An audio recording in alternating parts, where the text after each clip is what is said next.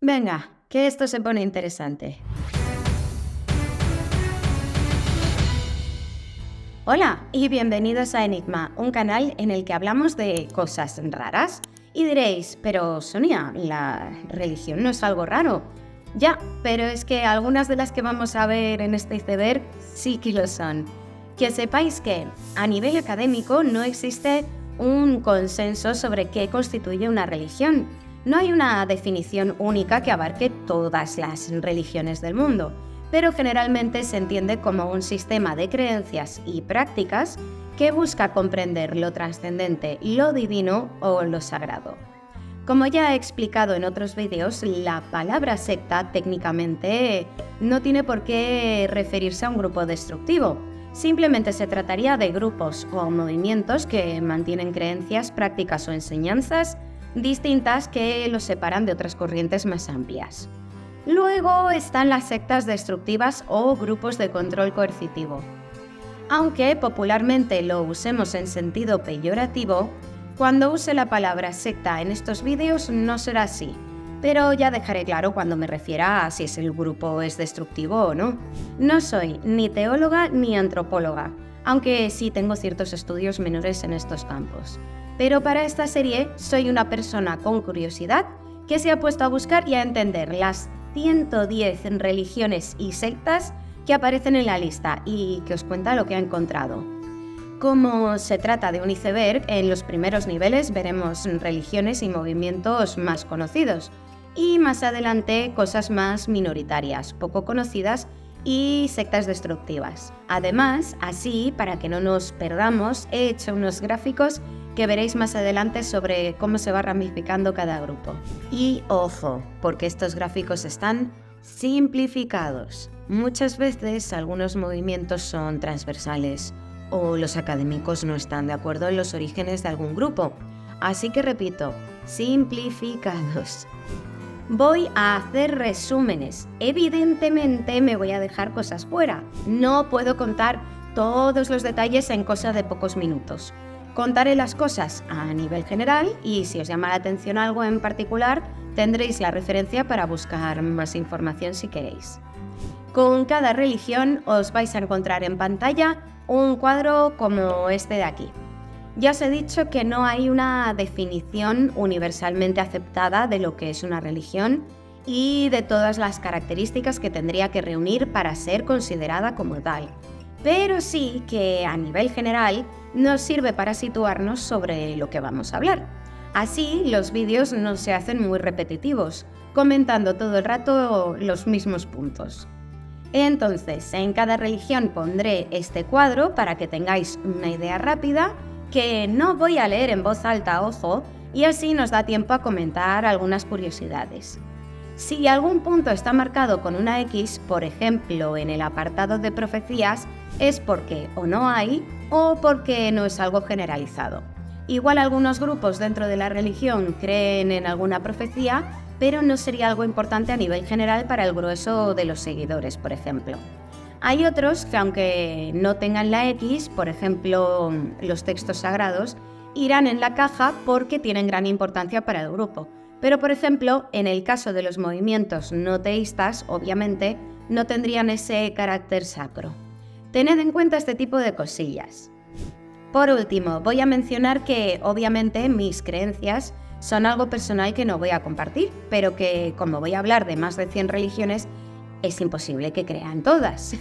Voy a tratar de ser lo más objetiva posible, igual que cuando hablo de mitología, aunque no soy perfecta y algo puede transpirar de mis propias opiniones.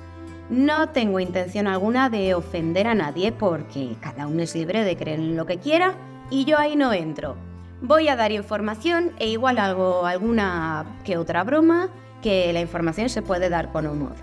Y claro está que para los grupos de control coercitivo, las llamadas sectas destructivas, que saldrán sobre todo al final del iceberg, lo que os acabo de contar no aplica. Ya sabéis que estoy en contra de estos grupos de control totalitario y que tenéis varios vídeos en el canal para reconocer los peligros.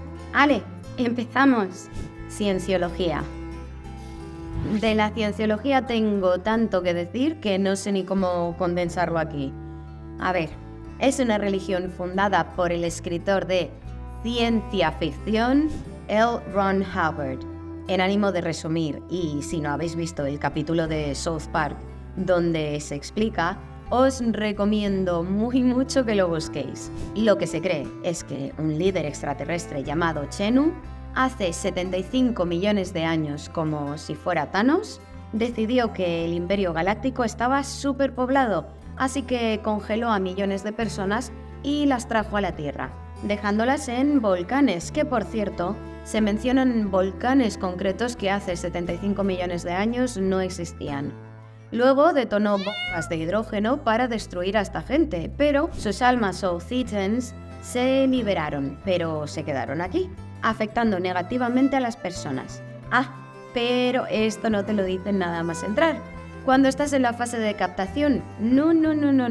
Para eso tienes que pagar unos cursos que no son baratos, en los que se te van a dar las enseñanzas más avanzadas y confidenciales de la Iglesia. Cuando pasas cada nivel OT, que así se llaman, y que van desde el nivel 1 al 8, pues puedes ir haciendo el siguiente e ir subiendo en la jerarquía. La historia de Chenu se dice que se enseñaría en el nivel 3, cuando uno ya está muy metido en el grupo y ha hecho una fuerte inversión de dinero en pasar los cursos. La excusa de no contar la historia antes es que si uno no está preparado y escucha la historia, le da una neumonía y se muere. Así que nada, chicos, vamos a morir todos. ¡Todo el mundo está muerto! ¡Estamos todos muertos! ¡Vamos a morir! Pero, ¿qué les dicen a los seguidores que preguntan por esta historia? Pues que no les ha dado la neumonía porque realmente la información que hay pública no es correcta. La cienciología es conocida también por el gran número de famosos de Hollywood que han conseguido reclutar, como Tom Cruise, quien hizo unas sonadas declaraciones públicas en contra de la medicina en general y de los psiquiatras en particular, alegando que la cienciología debería de ser todo lo necesario. Y es que se enseña un método creado por el propio Hubbard, quien, por cierto, no tenía ninguna formación ni en medicina ni en el campo de la salud mental. Esta sería la dianética, que según su creador, es capaz de eliminar cualquier trauma, haciendo unas terapias que se llaman auditorías. Hay muchísimas historias de exmiembros señalando abusos y encubrimientos de todo tipo que no voy a detallar, pero que no puedo dejar de mencionar tampoco. Y también muchos críticos calificándola de secta directamente. Actualmente el líder es David Miscavige, a quien se le acusa de muchas cosas turbias. Y si queréis ampliar información os recomiendo este vídeo del canal. Nación del Islam. La Nación del Islam es una organización religiosa y política, fundada en Chicago por Wallace Muhammad en los años 30. Es un movimiento islámico, pero se parece un poco al islamismo tradicional, aunque se promueve el culto a Alá como Dios y la aceptación de Mahoma como profeta.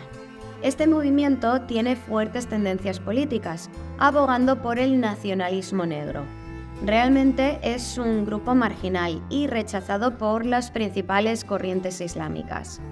Creen en una sucesión de dioses mortales y que van habiendo varios Alás sucesivos, todos hombres negros. El último de ellos habría sido su fundador, de quien dicen que no murió en 1934, sino que se fue en una nave espacial y que volverá para eliminar a los blancos. Sí, creen en la supremacía negra, que ellos serían los primeros hombres que fueron creados y el auténtico pueblo elegido, y que ellos serán los únicos a los que Dios salve cuando llegue el día. No me creo que tenga que decir esto en voz alta, pero también creen que la raza caucásica fue creada como un experimento científico malvado. Así que, en conclusión, los blancos no tendrían alma. Y entre los blancos incluyen a los judíos. Tienen, por cierto, una retórica muy antisemita y consideran que todos los caucásicos son demonios. Seguidores notables de este movimiento han sido el boxeador Muhammad Ali y Malcolm X, quien rompió con ellos en el año 64 y se convirtió al Islam suní. Ciencia cristiana. Ciencia cristiana es una religión fundada en los Estados Unidos en 1879. Basan sus enseñanzas en un libro llamado Ciencia y Salud con clave de las Escrituras, escrito por Mary Baker Eddy. La principal doctrina es que la curación es espiritual. Esto quiere decir que uno no se cura con medicina, sino con la oración. Lo argumentan diciendo que la enfermedad sería una ilusión. ¿Por qué? Pues porque la materia, lo material, no existiría realmente. Pero el hombre, como estaría hecho a imagen y semejanza de Dios, no sería material, sería espiritual. El resto de la doctrina es muy similar a otras denominaciones cristianas. Se cree en el Dios abrahámico, que Jesucristo fue su Hijo, muerto y resucitado, en la Santísima Trinidad, etc.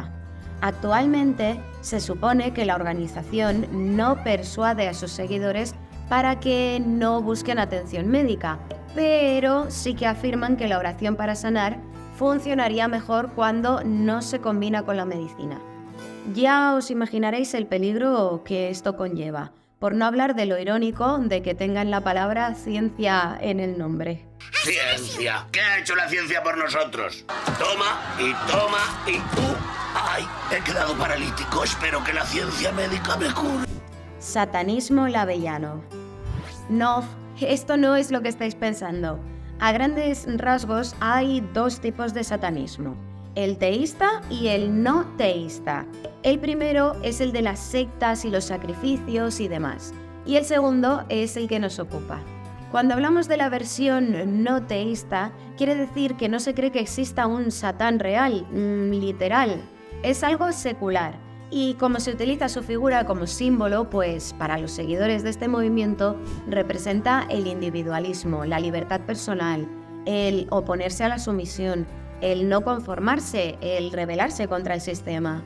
Para que me entendáis, la figura de Satán es un arquetipo que representaría estos conceptos, no un ser sobrenatural que se considerara real, ni al que se adorase tampoco.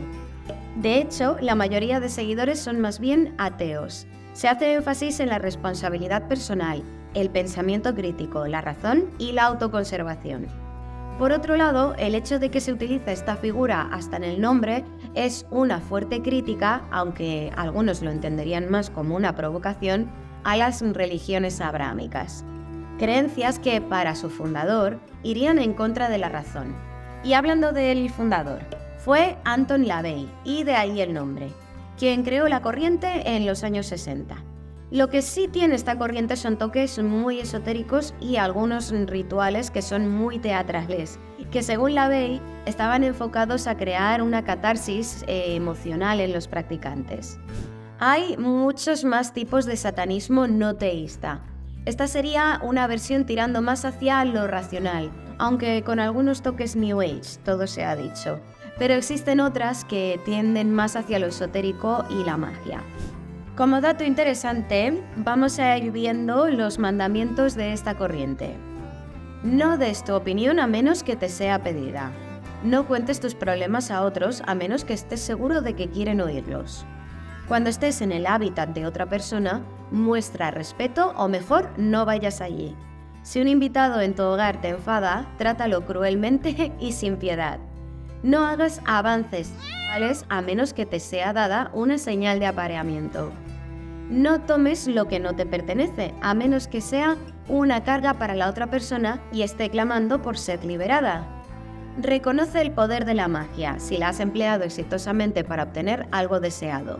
Si niegas el poder de la magia, después de haber acudido a ella con éxito, perderás todo lo conseguido. No te preocupes por algo que no tenga que ver contigo. No hieras a ancianos o a alguien claramente más débil que tú, a menos que seas atacado primero, ya que de otro modo solo mostrarás cobardía. No mates animales, no humanos, a menos que seas atacado o para alimento. Cuando estés en territorio abierto, no molestes a nadie. Si alguien te molesta, pídele que pare. Si no lo hace, destrúyelo. Simpson, usted es un ser diabólico. Amish, antigua orden. Los Amish seguro que os suenan a todos, pero voy a sacar el gráfico de las denominaciones cristianas para que nos situemos. Como veis, esto viene de otra rama que son las iglesias anabaptistas. Pero vamos por partes. A ver, ¿qué es el anabaptismo? Pues lo principal que se sostiene aquí es que no se debería de bautizar a niños, sino a adultos que tomen una decisión personal de abrazar la fe. Hay mucho más, pero no me voy a liar. Se hizo una reforma y surgieron 4 grupos: los Amish, los Uteritas, los Menonitas y la Iglesia de los Hermanos. Y en este caso en concreto, los Amish son tradicionalistas y la antigua orden cuenta con algunas de las comunidades más conservadoras. Y sí, solo de la antigua orden tenemos también un montón de subgrupos, porque con otra cosa no, pero con las religiones se van creando grupos y grupos y grupos y al final es muy fácil perderse. Los gráficos estos que hago no muestran todos los grupos, solo lo más importante y lo que nos interesa para situarnos, que si no me podría volver loca. Bueno, pues los Amish derivan, fijaos, de los inmigrantes que llegaron a los Estados Unidos desde Alemania, Austria y la parte germanoparlante de Suiza, en el siglo XIX. Son conocidos por sus estrictas normas en contra del uso de la tecnología y la electricidad, y esta es una de las diferencias más destacables entre la antigua y la nueva orden, por cierto. Hablan una variante del alemán conocida como Deutsch. Deutsch. No sé cómo se pronuncia. Rechazan el servicio militar y participar en cualquier guerra. Se hace énfasis en la humildad, el trabajo y la comunidad. El culto no se hace en una iglesia, sino en las casas de los miembros de la propia comunidad. Visten esta ropa tan tradicional que para ellos es un reflejo de la modestia, y así en general son comunidades que tratan de vivir aisladas del mundo moderno, para desarrollarse de una forma mucho más tradicional. En algunas comunidades, algunas familias, que no todas, se deja que cuando los hijos tienen alrededor de 16 años, salgan de la comunidad y experimenten el mundo moderno, para luego decidir si vuelven y se bautizan o dejan la comunidad. Y por si os lo preguntabais, la mayoría vuelve. Judaísmo mesiánico. A ver, para entender este punto, tengo que remarcar que una de las diferencias más notables de las muchas que hay entre el judaísmo y el cristianismo es que los primeros no aceptan que Jesús fuera el Mesías prometido del Antiguo Testamento y por tanto siguen esperando su llegada. Vale, entonces, ¿qué es esto del judaísmo mesiánico? Pues son practicantes del judaísmo que consideran que Jesús sí que fue ese Mesías, por muy irónico que suene. Pero que sepáis que he escuchado a judíos, no de los más ortodoxos, sino de los más liberales, argumentar que tal cosa no existiría y que no sería más que una forma por parte de algunos cristianos para convertir a judíos. Yo ahí lo dejo porque me parece curioso, no porque me posicione de un lado u otro. De hecho, la mayoría de corrientes judías rechazan a esta corriente. Es una mezcla en la que principalmente los seguidores practican las tradiciones, fiestas y normas del judaísmo, pero mezclándolo con elementos del Nuevo Testamento. Falun Gong. El Falun Gong es considerado por muchos una corriente que combina un conjunto de prácticas espirituales, ejercicios de meditación y elementos filosóficos que se originó en China en los 90. Se hizo rápidamente muy popular y ganó millones de adeptos, cosa que al gobierno chino no le gustó, por lo que los seguidores de esta corriente han sido muy perseguidos y cosas mucho más turbias. Ahora os las cuento. Los principios fundamentales son la verdad, la tolerancia y la compasión. Los ejercicios que hacen son muy suaves y están enfocados a favorecer la meditación y mejorar la salud. Poco más. A finales de los 90 se prohibió. El gobierno inició una campaña de difamación calificando el movimiento de secta maligna y se comenzó a perseguir a los practicantes. A quienes se les detenía, se les arrestaba, se les encarcelaba y se les maltrataba. Según algunos reportes, hasta se les torturaba. Se les metía en campos de reeducación y trabajos forzados y estamos hablando de miles y miles de personas. ¿Y qué podían hacer con tantas personas? Pues es muy difícil obtener información sobre un país tan opaco, pero algunas investigaciones e informes alegan que los prisioneros habrían salido de la vida, ya me entendéis, para abastecer el trasplante de órganos en China. Es decir, que se les desvivía para quitarles los órganos. Cosas sospechosas: que los tiempos de espera para un órgano eran sorprendentemente cortos y que el número de trasplantes se incrementó drásticamente a partir de que se comenzara a encerrar a los seguidores del Falun Gong. Más misterioso que esto, pocas cosas. Judú. El judú es una religión popular que mezcla creencias religiosas y tradiciones africanas, sobre todo de África Central, y cristianas. Surgió entre los descendientes de esclavos que habían llegado a los Estados Unidos a partir del siglo XVI, quienes no habían perdido sus creencias tradicionales, pero que recibieron una fuerte influencia del cristianismo, por lo que ambas tradiciones se acabaron sincretizando. No es una religión organizada, por lo que no es homogénea. Cada quien la practica como quiere y por lo tanto puede haber variaciones sobre lo que os cuento. Se practica mucho una forma de magia popular, haciendo hechizos, amuletos y talismanes, utilizando ingredientes naturales como hierbas y raíces para hacerlos. Se le da gran importancia al conocimiento botánico. Se cree en la posesión de espíritus, la adivinación, se venera a los ancestros y la existencia de espíritus que pueden ser invocados con diferentes propósitos, como sanar o predecir el futuro. A quienes lo practican se les llama doctores o conjuradores espirituales, y algunos entienden al dios bíblico como uno de estos doctores. E incluso algunas otras figuras bíblicas también serían entendidas así. Ejemplo, Moisés. Por cierto, no confundir con el vudú o la santería, que son cosas distintas. Gnosticismo. El gnosticismo es un conjunto de creencias que surgieron a finales del siglo I después de Cristo, entre sectas judías y cristianas primitivas. No es una creencia uniforme, sino un término que abarca diversas corrientes con interpretaciones, por lo que hay muchas variaciones en lo que os cuento, pero algunos puntos centrales son que tiene características del cristianismo temprano y del judaísmo, pero mezclado con un politeísmo en el que hay dioses mayores y menores. Estos últimos controlarían la tierra.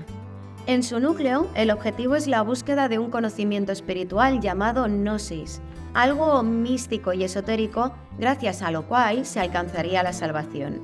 Se refiere que los seres humanos contendrían una chispa divina y aparece un dualismo en el que el mundo material sería imperfecto, en oposición a un reino espiritual mucho mejor. Habría que liberarse del mundo material para alcanzar el espiritual, una realidad divina superior. Este mundo material habría sido creado por el demiurgo, que en ocasiones tiene un tinte malévolo. De hecho, en algunas corrientes este ser se identificaría como el Yahvé bíblico, que existiría en oposición al Dios Supremo, una deidad oculta.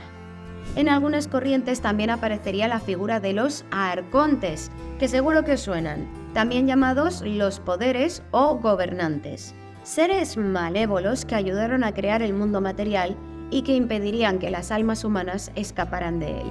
Los textos gnósticos, como los hallados en la biblioteca de Nag Hammadi, nos abren una ventana a estas creencias. Opus Dei. El Opus Dei, que en latín significa obra de Dios, aunque su nombre completo es Prelatura de la Santa Cruz y Opus Dei, es una institución de la Iglesia Católica que fue fundada en 1928 por el sacerdote José María Escrivá de Balaguer.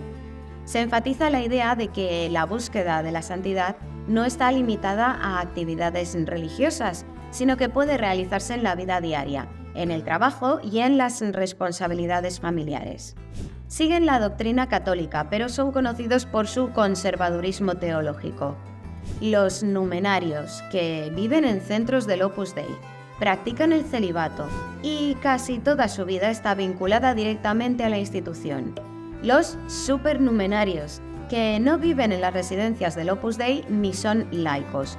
Viven vidas normales con sus familias y sus trabajos, pero practican la fe y tienen una afiliación formal con la institución. Y agregados, que son personas que se relacionan con el Opus Dei, pero que no han hecho una afiliación formal. Por ejemplo, porque se hayan casado con alguien que sí que es del Opus. Son conocidos también porque se fomenta el tener familias numerosas y se reprime el uso de métodos anticonceptivos. También porque algunos miembros practican la mortificación corporal.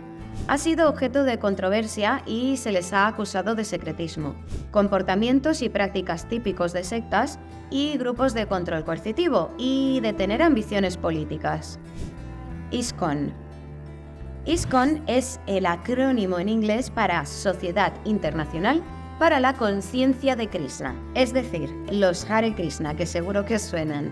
La figura central de adoración es Krishna, uno de los avatares del dios Vishnu, al que se considera la manifestación o personalidad suprema de Dios. Os pongo un pequeño gráfico para que veáis de dónde deriva, y se forma este grupo que, por cierto, se constituyó en 1966. Las creencias, en líneas generales, son muy parecidas a las que vimos en el hinduismo, pero con algunas variaciones, como que las almas tienen forma, un cuerpo espiritual. El objetivo principal es el de relacionarse con Krishna. Para ello se practica el bhakti, que sería algo así como practicar un amor devocional a Dios en la vida ordinaria, en todo lo que haces. Esto se hace pensando en él regularmente, recitando mantras, adorando en un altar y participando en rituales. Para esto se realizan algunas prácticas como no comer carne, no intoxicarse, orar diariamente o salir a la calle a recitar el mantra de Hare Krishna. Y que sepáis que en muchos países han sido declarados como secta destructiva.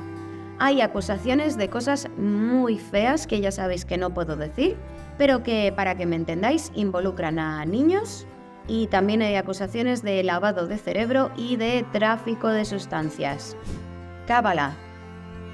La Cábala, más que una religión, es una disciplina o una escuela de pensamiento de la tradición judía, que se centra en el misticismo y el conocimiento oculto. Y lo voy a intentar resumir, pero es una pasada lo complejo y extenso de las ideas con las que trabajan. Se trata de entender la naturaleza de Dios y de la creación a través de un acercamiento místico, buscando una intimidad con Dios y tratando de alcanzar el verdadero conocimiento.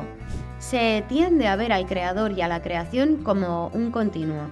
Se destaca que existiría presencia divina en el mundo material y algunas escuelas creen en la reencarnación. Un concepto central son las Sefirot, emanaciones de la divinidad. Las 10 Sefirot forman el árbol de la vida, conectándose entre ellas a través de 22 senderos. Una imagen que seguro que ya habréis visto y que representa la conexión entre lo divino y lo terrenal, la estructura del universo. También se utiliza un sistema de correspondencias entre letras hebreas, números y aspectos místicos. Creen que cada letra y número tiene un significado más profundo y simboliza aspectos espirituales y cósmicos. Se basan sobre todo en el Zohar, una colección de comentarios místicos sobre la Torá. Neochamanismo. El chamanismo tradicional es una forma de espiritualidad que se encuentra en muchas culturas indígenas de todo el mundo y ha existido durante milenios. Se centraba en los chamanes, figuras espirituales que actuarían como intermediarios entre el mundo espiritual y el mundo material. El neochamanismo es un renacimiento o reinterpretación moderna y occidental de estas prácticas chamánicas tradicionales, con mayor presencia en las corrientes New Age. Una mezcla entre las tradiciones chamánicas, adaptándolas al mundo moderno occidental sobre todo, y mezclándolas con elementos de otras corrientes. Se hacen prácticas de sanación, rituales, ceremonias, se busca una conexión con la naturaleza, se utilizan plantas consideradas sagradas, que en muchos casos serían psicodélicas, sobre todo en los llamados viajes chamánicos, en los que se buscaría alcanzar estados alterados de conciencia con el objeto de una exploración personal y del mundo espiritual. También es importante la idea de la existencia de espíritus tutelares con forma animal, utilizando los famosos tótems como elementos simbólicos. Mencionar también que muchos académicos nativoamericanos se han mostrado muy críticos con algunos de estos autoproclamados neochamanes / gurús, alegando que sus prácticas y su cultura se representan de forma distorsionada ignorante y hasta peligrosa en el caso de algunas prácticas, y acusándolos directamente de impostores y de fraudes con el motivo de sacar dineritos. Y hasta tienen una palabra para esta gente, coloquialmente se les llama chamanes de plástico, que es un término peyorativo para referirse a los charlatanes que no tendrían ninguna conexión genuina con las prácticas y tradiciones que afirmarían representar. Yo ahí dejo la información porque me parece curiosa. Hinduismo Srauta. El Srauta es una tradición dentro del hinduismo que se adhiere a las prácticas, rituales y sacrificios específicamente descritos en los Vedas.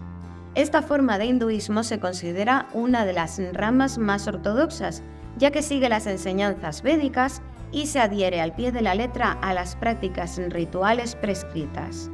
Este tipo de rituales solo han sobrevivido hasta la actualidad en unos pocos lugares, teniendo presencia principalmente en el sur de la India. El objetivo de realizar rituales y sacrificios es el de mantener el orden o la armonía cósmica y contentar a los dioses para favorecer el equilibrio del universo y conseguir prosperidad. Se suelen hacer ofrendas a un fuego sacrificial, al que se personifica como el dios Agni. Algunos de los ritos descritos son muy complejos, pero en general se suele utilizar como ofrenda comida o animales. Los hay que se deben realizar diariamente, mensualmente, cada luna llena o pueden durar varios días. Pues hasta aquí, nivel 3 completado. No olvidéis suscribiros al canal para no perderos los siguientes niveles, que todavía nos queda mucho por ver. Y si dejáis un like y algún comentario, me ayudáis mucho, mucho. Como siempre, en este canal vemos cosas muy raras, pero cosas más raras se han visto. ¡Hasta pronto!